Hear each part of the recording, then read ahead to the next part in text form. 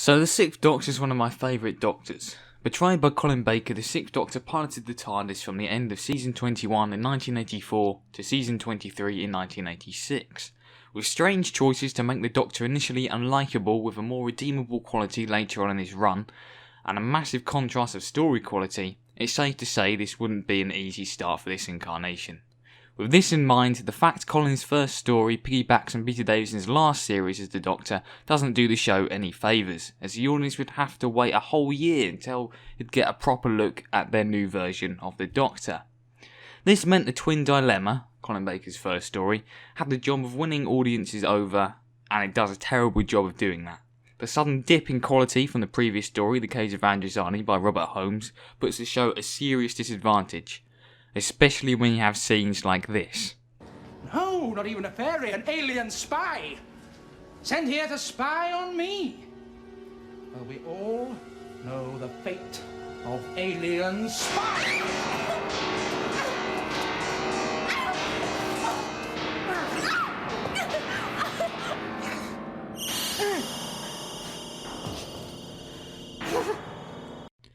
Ladies and gentlemen of 1984, the Sixth Doctor. Now, as a kid, I was introduced to the Doctor from stories such as Vengeance on Varos and Revelation of the Daleks, a story that I consider to be a step in the right direction. Colin Baker's performance in those stories are excellent. I see. Thank you. Is that all you wish to know? For the moment. That's all you have! And especially in Revelation, the glimpse of what the Sixth Doctor could have been and how he's betrayed on Big Finish can be seen through the erratic nature written for him at the time, as seen in this clip from Revelation of the Daleks. I see you've been busy. Whereas you have been stupid, Doctor. Prerogative of a Time Lord. Where's Perry? Safe. For the time being. I must say I'm surprised to see you. The last time we met, your ship blew up. I thought with you on board. Not when there is an escape pod to be had. Or it seems a lift by transporter to this place. Ah!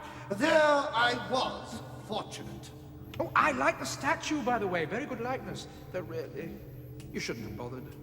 As with the news of Stingos' death, it was all part of my scheme to lure you here. All very clever.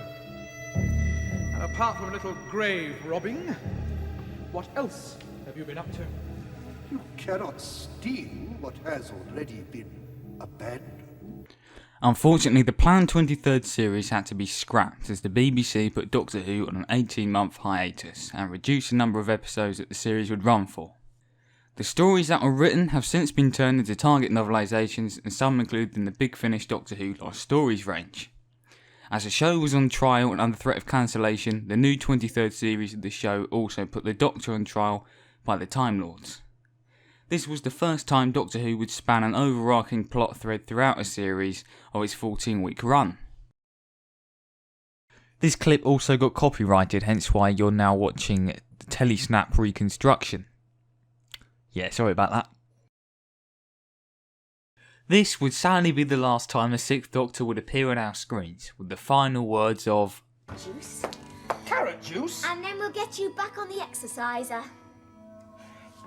You know, I think I was rash in turning down that offer of the presidency. Oh, carrot juice. Carrot juice, carrot juice, carrot juice.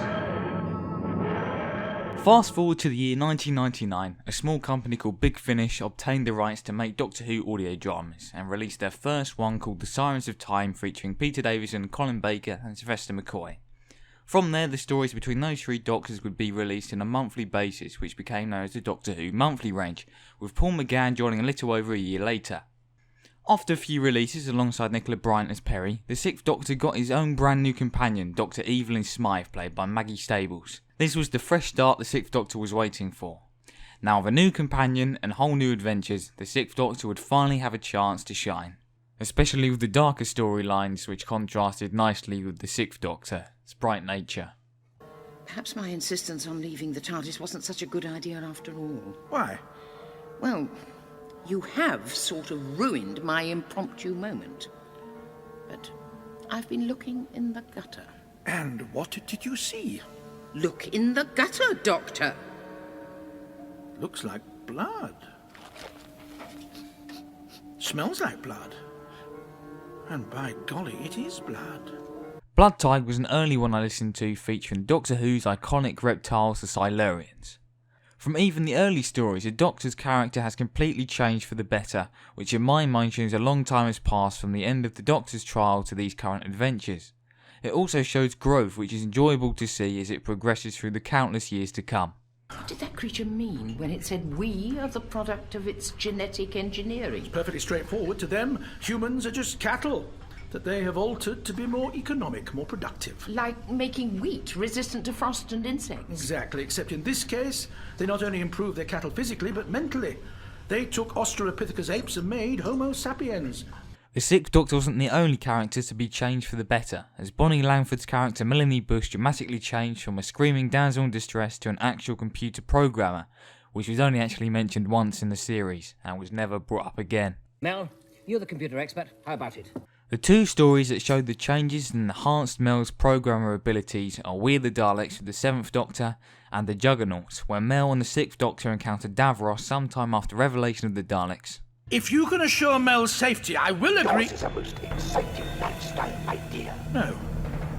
No, surely it can't be. As you have observed, my waking moments are dominated by mechanical upgrade and modification, or schematic and system profile. I rarely, if ever, have time for adventure. Believe me, Professor, working alongside you has been a welcome break.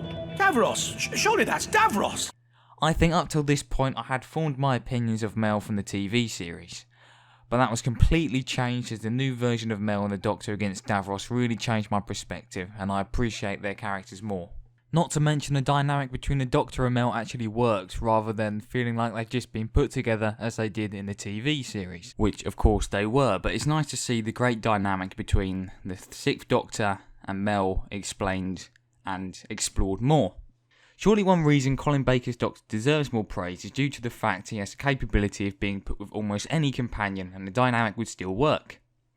I say this as one of my favourite Big Finish stories involved the Sixth Doctor teaming up with Jamie McCrimmon and Zoe Herriot in Legend of the Cybermen. I had to include it somewhere. Not to forget about City of Spies, Record of Titan with Jamie only, and Last of the Cybermen once again with Zoe.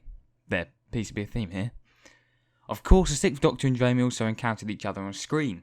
The two Doctors in season 22 saw the Second Doctor and Jamie bump into the Sixth Doctor and Perry after an ordeal with the Sontarans. Although the writing's a bit clunky at times, which the Colin Baker era seems to suffer from, the dynamic between Colin's Doctor and Fraser's Jamie feels very authentic, and I'm glad we got to experience more of this in the world of Big Finish. Plus, it's quite surprising how much time Jamie and Colin get screen time together in the two Doctors. But it's great, so I'm not complaining.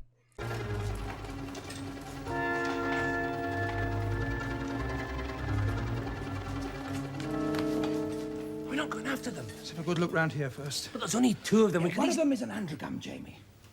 Could break us both in half with one hand. Now, I've got to admit, with the exception of Hour of the Cybermen and Emissary of the Daleks, I've fallen behind in listening to the Sixth Doctor's most recent stuff. I haven't heard anything of Companion Constance, and not a lot of Flip, plus I still need to get round to listening to The Last Adventure. So I can't comment on those, but I'm sure Colin's performance in those stories are just as great, and the Sixth Doctor continues to grow and evolve. And I think that's the reason why he's one of my favourite incarnations, as he as a character has changed the most from his journey, from the Twin Dilemma to modern adventures. It feels like over this incarnation the Doctor has learnt so much about everything, and doesn't just make it an all-knowing Time Lord that the audience can't relate to.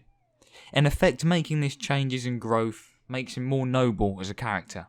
And it's all down to Big Finish's betrayal of the Sixth Doctor, and how they've made him 10 times better than when he was betrayed in the TV series. Giving him another chance has made the success that he is.